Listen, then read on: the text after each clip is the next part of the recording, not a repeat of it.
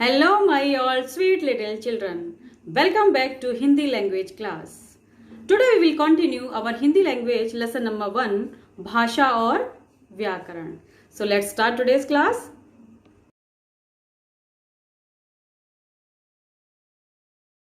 मेरे प्यारे बच्चों, हिंदी की क्लास में आप सभी का स्वागत है.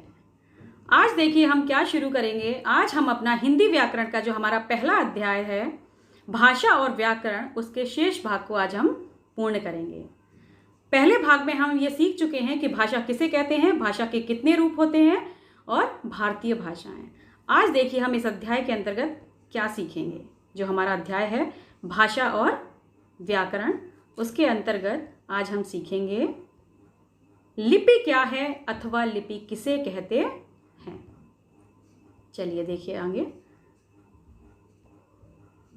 लिपि, इंग्लिश में बच्चों बोलते हैं इसको स्क्रिप्ट. हर भाषा को बोलने और लिखने का तरीका अलग अलग होता है.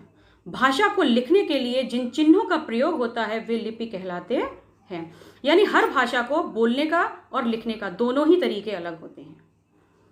और जो भाषा को लिखने के लिए जो चिन्हों का प्रयोग होता है वो क्या कहलाते हैं, लिपि. देखिए मैं आपको सरल शब्दों में समझा देती हूँ. मुख से निकलने वाली ध्वनियाँ, जैसे मैं मुंह से बोल रही हूँ अभी आपको पढ़ाने के लिए, तो मुख से निकलने वाली ध्वनियों को लिखने के लिए जिन चिन्हों का प्रयोग किया जाता है वो क्या कहलाते हैं, लिपि कहलाते हैं.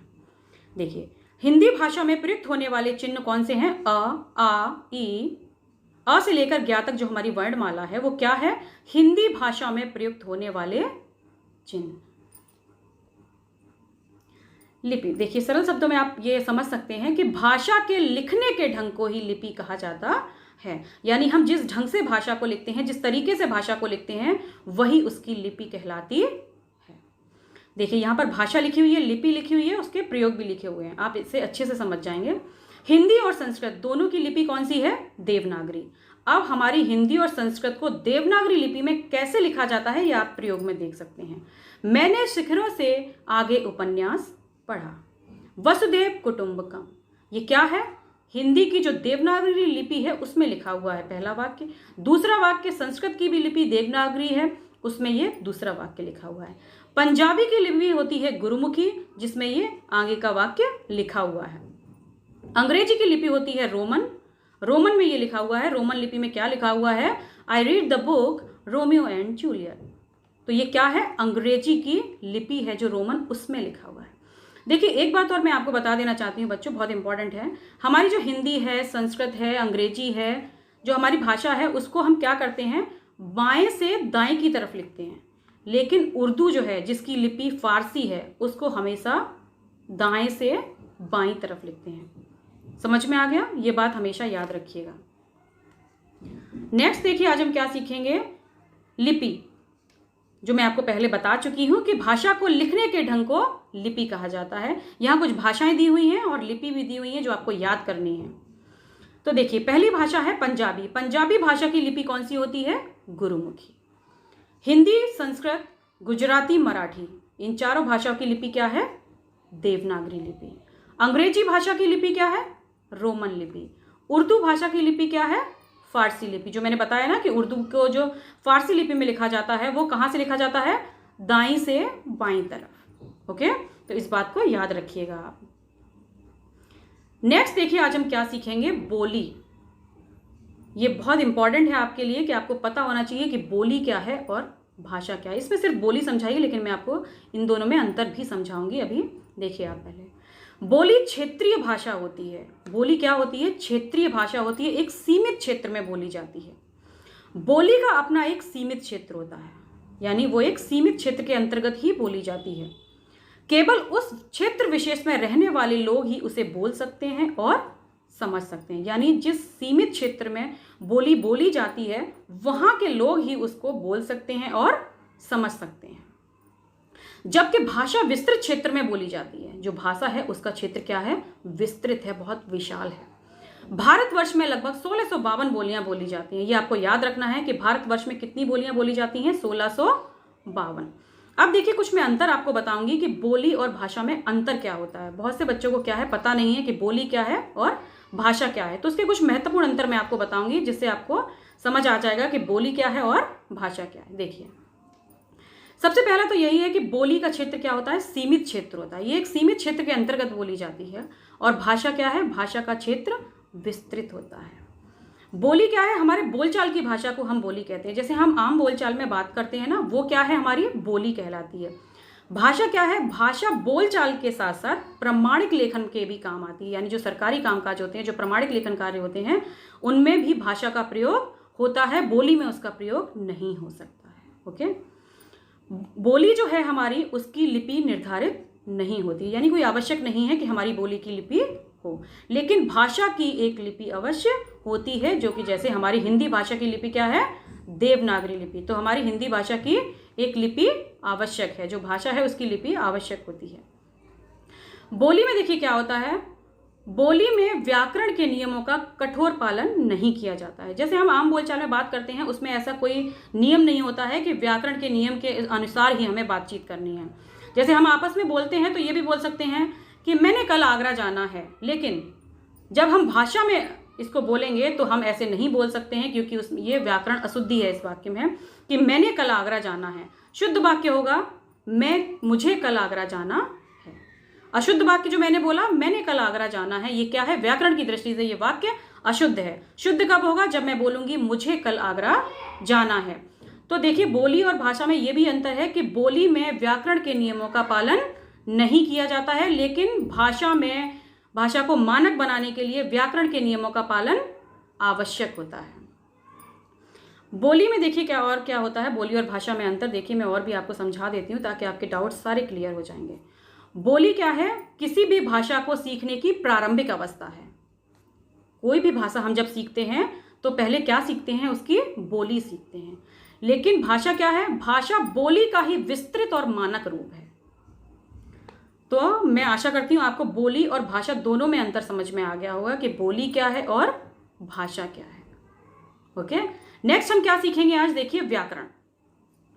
चित्रों को ध्यान से देखिए, उनके नीचे कुछ वाक्य दिए हैं। इन वाक्यों को पढ़िए और बताइए कि इनके कौन से वाक्य सही हैं और कौन से गलत हैं। देखिए, मैं आपको पहले बता दूं, वह शास्त्र जो हमें भाषा के शुद्ध और अशुद्ध रूप का ज्ञान कराता है, उसे हम व्याकरण कहते हैं। अगर हमें व्याकरण का ज्ञान होगा तो हम फटाफट से बता देंगे कि ये वाक्य सही लिखे हुए हैं या गलत लिखे हुए हैं। देखिए, पहले चित्र को देखिए, नंबर 1, रजनी खेल रहा है। अब देखिए, रजनी क्या है, स्त्रीलिंग है, लेकिन वहां क्रिया का क्या लगा दी है, पुल्लिंग। तो ये वाक्य व्याकरण की दृष्टि से गलत है। हम ये पता तभी लगा पाएंगे जब हमें व्याकरण का ज्ञान होगा। तो व्याकरण का ज्ञान होना बच्चों बहुत आवश्यक है। तो पहले वाक्य में क्या है, रजनी खेल रहा है, ये अशुद्ध वाक्य है। शुद्ध वाक्य क्या होगा, रजनी खेल रही है। रजनी भी स्त्रीलिंग है और क्रिया भी स्त्रीलिंग है, तभी ये वाक्य शुद्ध माना जाएगा। तो इसमें नंबर 2 वाक्य शुद्ध है।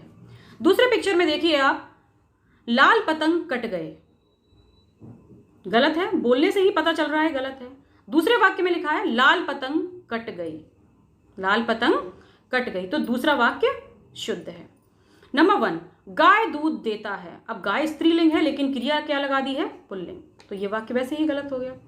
शुद्ध वाक्य क्या होगा, गाय दूध देती है, ये आपका शुद्ध वाक्य होगा। उपर्युक्त वाक्यों में पहला वाक्य गलत है और दूसरे वाक्य सही हैं। आपस में बातचीत करते समय जब हम शब्दों का अशुद्ध प्रयोग करते हैं तो इससे भाषा का अर्थ बदल जाता है।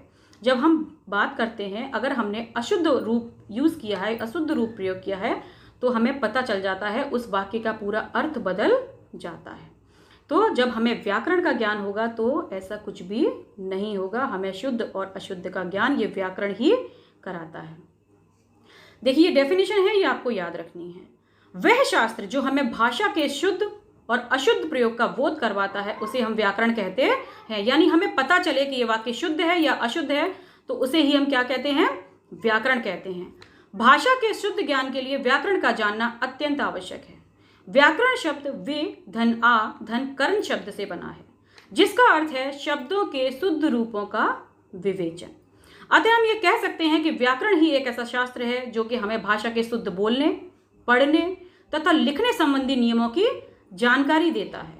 व्याकरण वह शास्त्र है जिससे किसी भी भाषा के स्वरूप संबंधी नियमों का बोध होता है। हमें पता चलता है कि ये वाक्य शुद्ध है, अशुद्ध है। हम जो बोल रहे हैं वो शुद्ध बोल रहे हैं, अशुद्ध बोल रहे हैं। जो हम लिख रहे हैं वो शुद्ध है या अशुद्ध है। जो हमने पढ़ा है वो शुद्ध पढ़ा है या अशुद्ध पढ़ा है, वो हमें सिर्फ व्याकरण की जानकारी के माध्यम से ही प्राप्त हो सकता है। कि हमें जब व्याकरण के नियमों का ज्ञान होगा तभी हम ये पता लगा सकते हैं कि हम जो पढ़ रहे हैं, लिख रहे हैं, बोल रहे हैं, वो शुद्ध है या अशुद्ध। तो बच्चों, हमें व्याकरण का ज्ञान होना अत्यंत आवश्यक है।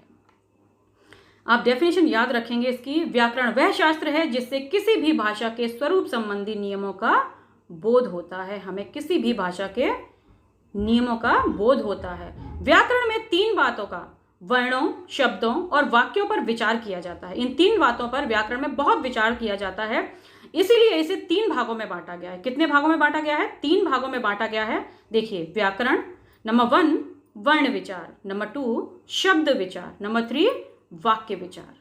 इनके बारे में बहुत विचार किया जाता है व्याकरण में। तो व्याकरण आपको समझ में आ गया कि वह शास्त्र जो हमें भाषा के शुद्ध और अशुद्ध प्रयोग का बोध करवाता है, उसे हम व्याकरण कहते हैं। व्याकरण के 3 अंग होते हैं, वर्ण विचार, शब्द विचार और वाक्य विचार। अब देखिए हम क्या सीखेंगे। याद रखने योग्य बातें, जो हमारी इंपॉर्टेंट पॉइंट हैं ये पूरे चैप्टर के, वो आपको मैं इन पॉइंट्स में समझा देती हूं ताकि आपको पूरे चैप्टर में जो मेन पॉइंट्स हैं वो आपको याद रहें। पहला पॉइंट है आपका, भाषा विचारों के आदान प्रदान का साधन है। नेक्स्ट, भाषा के 2 मुख्य रूप हैं, मौखिक एवं लिखित। संवैधानिक रूप से भारत की कोई राष्ट्रभाषा नहीं है। जो हिंदी है वो हमारी क्या है? राजभाषा है। सरकारी कामकाज में प्रयोग आने वाली क्या है? राजभाषा है। हिंदी भारत की सरकारी कामकाज की भाषा यानी राजभाषा है। ये देखिए आपको नीचे दिखाई दे गया ना। हिंदी संपर्क भाषा के रूप में तेजी से विकसित हो रही है। भारतीय संविधान में 22 भाषाओं को मान्यता प्राप्त है। ये आपको याद होना चाहिए कि भारतीय संविधान में कितनी भाषाओं को मान्यता प्राप्त है? 22 भाषाओं को। भारतीय संविधान में 22 भाषाओं को मान्यता प्राप्त है। 14 सितंबर को प्रतिवर्ष हिंदी दिवस मनाया जाता है। ये आपको याद रखना है कि हिंदी दिवस प्रतिवर्ष कब मनाया जाता है? 14 सितंबर को। भाषा का परिनिष्ठम मानक रूप मानक भाषा कहलाता है। भाषा की एक रूपता के लिए निर्धारित किया गया वर्णों एवं शब्दों का मानक रूप मानक वर्तनी कहलाता है। बोली सीमित क्षेत्र में बोली जाती है। आगे भी देखिए कुछ महत्वपूर्ण पॉइंट हैं, वो भी मैं आपको समझा देती हूँ।